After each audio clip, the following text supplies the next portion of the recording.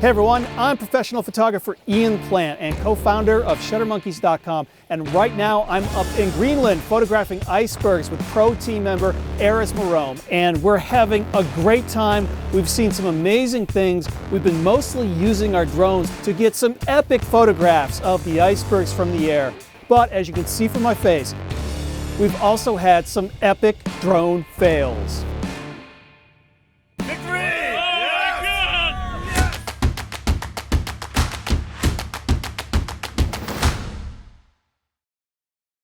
Greenland is a massive island, and most of it is covered with ice. Now, when you're on the land, you might not notice that, but when you're up in the air flying over, you just see miles and miles of ice seemingly stretching all the way endlessly to the horizon. The icebergs are floating in the water, so the best way to photograph the icebergs is to get in the water as well. So we've been using a speedboat so we can zip around the bay looking for the most interesting icebergs and then get closer to the icebergs. And the boat allows me to choose from a variety of different angles and perspectives so I can get the composition that I want.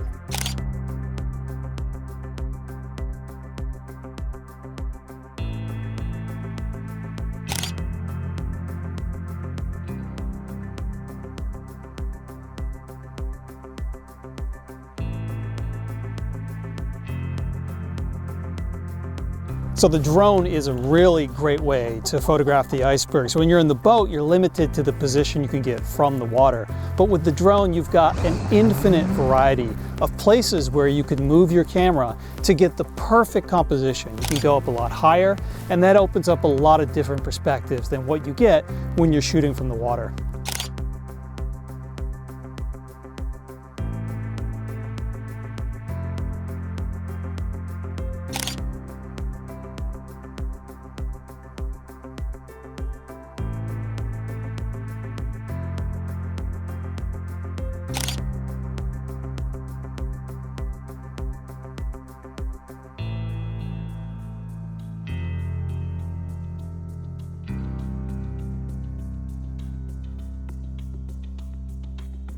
The drone gives us a whole other dimension to photography.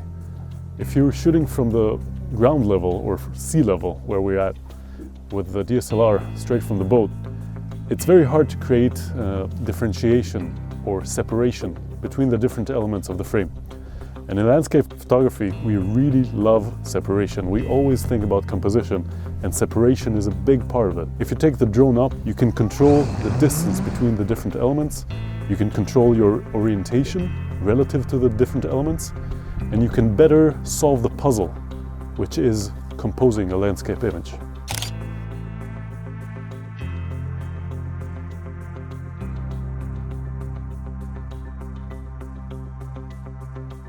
There are a few challenges to photographing with a drone here in Greenland.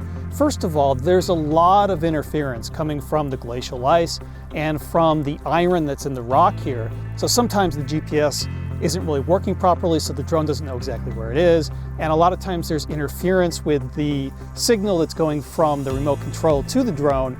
And of course, when you're launching from a boat, you're launching from a very small, confined space and then trying to land on that same space.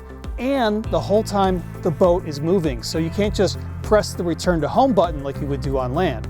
Another challenge is that the sensors don't like the boat. So when the drone's coming in close, there are all these things sticking up from the boat like antenna and stuff like that. The drone senses it and wants to back away. So we've had to turn our sensors off so that we can safely take off and land on the boat.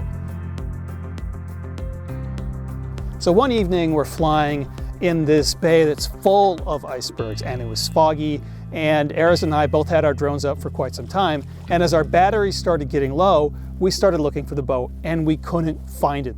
We realized that the boat had drifted and also actually moved with the engine.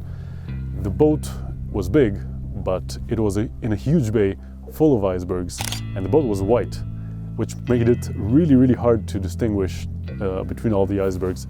So both Ian and I just did not find the boat, which was a huge emergency. And I'm like totally freaking out as I'm watching my battery power drop. I get down to 15%, then I get down to 10%, and I'm like, I can't find the boat.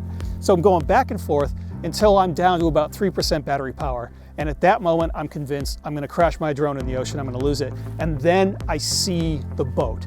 And so on 3 or 2% battery power, I'm zooming the drone back to the boat as fast as I can. I get it over the boat and I'm thinking, all right, this is great. I'm looking down, I'm at 0 battery power. I was probably at 0 battery power for about 2 minutes before I managed to get the drone to land in the boat.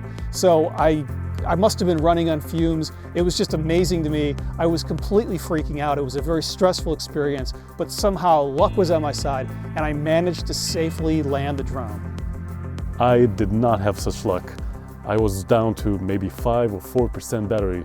I could not find the boat. So what do? I have to make a very fast decision.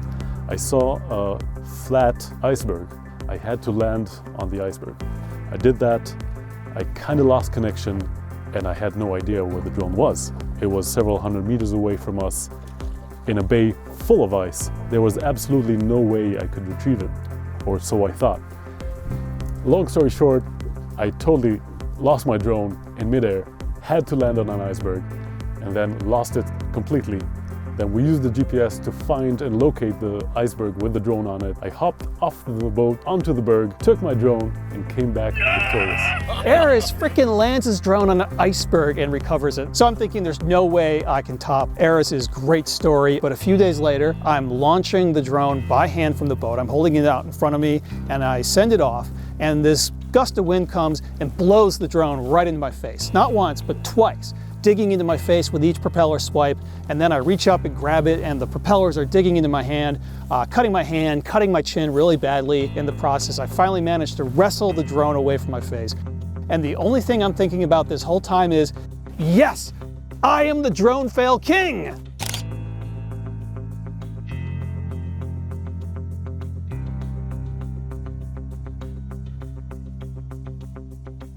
Ansel Adams once famously said that a good landscape is knowing where to stand, or if you're floating in a boat or flying a drone in the air, knowing where to drift. It's important to think critically about how your position changes the relationship of the visual objects in your scene. I always try several different variations until I find the position that optimizes the way that visual elements are arranged within my composition. Sometimes it's a good idea to make sure that visual elements don't bunch up together, that they have some space, some breathing room apart from each other to make your visual design more effective.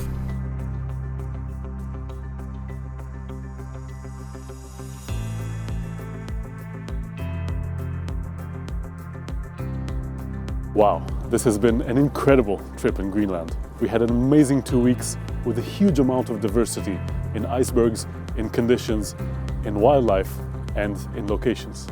The thing I love so much about ice is that it's ever-changing, and we've definitely had a huge amount of subjects and beautiful light, beautiful conditions. This has been perhaps my best Greenland trip out of 6 or 7 already. This has been an epic 2.5 weeks photographing here in Greenland, and I've got dozens of great iceberg shots.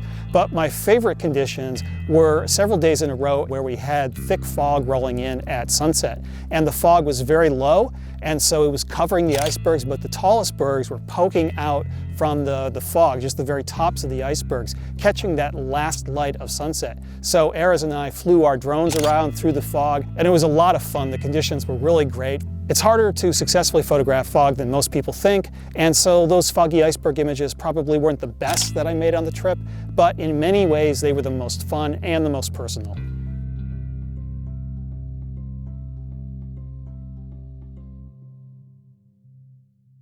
This has been an amazing Greenland photo adventure. We've had everything, epic icebergs. We've had fog in the icebergs, massive arches, everything you could ever want in one single photo adventure. It's been a mind-blowing trip and I'm so glad you could join us. I hope you found this video educational and inspiring. I'm Ian Plant and join the tribe. Join us at Shuttermonkeys.com to see more of our exciting video adventures. And right now I'm photographing Iceland's in Greenberg with pro team member Erez Marom. And we've had, what are you doing? Greenberg. Did I say Greenberg? Iceland. In Greenberg, okay.